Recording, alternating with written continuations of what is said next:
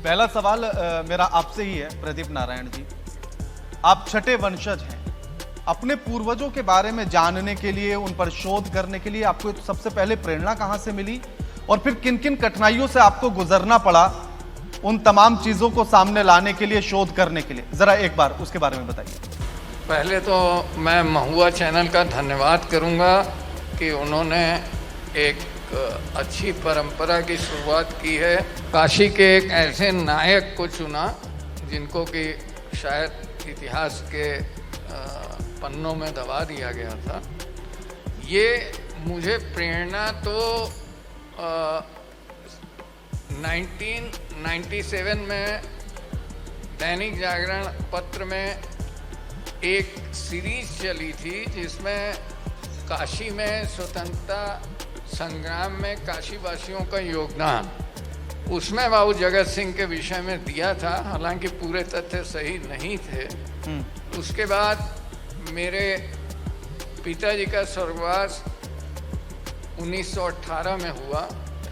उसके बाद मैं ये सोचा कि क्यों ना इस पर रिसर्च किया जाए और 2019 में एक कमेटी का गठन हुआ, रिसर्च कमेटी का, जिसमें विद्वान अधिवक्ता त्रिपुरारी शंकर जी काशी से, राणा पीवी सिंह साहब, प्रोफेसर राणा पीवी सिंह साहब, मैं स्वयं और अरविंद सिंह जी उसमें जुड़े जी। बाद में श्रेया पाठक जी को रिसर्च स्कॉलर के रूप में जोड़ा गया, डॉक्टर श्रेया पाठक को, और उन्होंने भी कुछ रिसर्च किया बट अपूर्ण था। फिर हम लोगों ने लखनऊ के प्रसिद्ध इतिहासकार डॉक्टर हामिद अशफाक कुरैशी जी से संपर्क किया। वो मेंटर बनने के लिए तैयार हुए और चूँकि वो फारसी के भी विद्वान हैं, उन्होंने करीब 60 पुस्तकें ऑलरेडी प्रकाशित की हुई हैं जी। तो उनके आने के बाद ये रिसर्च मुकम्मल हुआ। आज वो बीमार हैं, हम ईश्वर से यही प्रार्थना करते हैं कि वो जल्दी स्वस्थ हों, अदरवाइज वो लखनऊ से आते।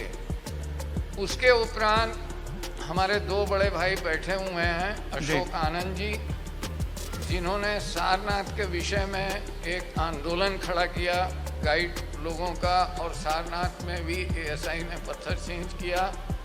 डॉक्टर मेजर अरविंद कुमार सिंह जी भी हैं, जो चेरी की मारी हुई कब्र है उसको उन्होंने खोजने का काम किया।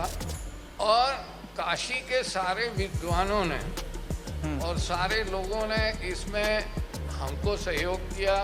प्रोफेसर राम सुधार सिंह जी हैं, प्रोफेसर ध्रुव कुमार जी हैं, और जितने काशी के प्रबुद्धजन हैं इन्होंने उसमें सहयोग किया। और ये करीब 6 साल की यात्रा रही और अभी भी निरंतर जारी है। जी।